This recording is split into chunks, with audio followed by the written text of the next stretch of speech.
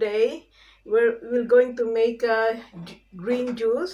This is good for detox and for loss weight. These are our ingredients. We have cucumber. We have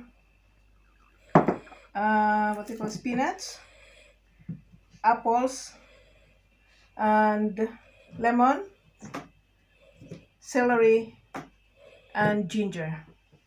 What does green juice detox do? Green juice fasting helps the body rest. It cleanses and detoxifies the body and provides the body with oxygen. Stored toxins are released from the cells and eliminated from the body. When you flush out toxins from the body, you reduce stress on the digestive system, allowing your organs, like the liver, to recuperate.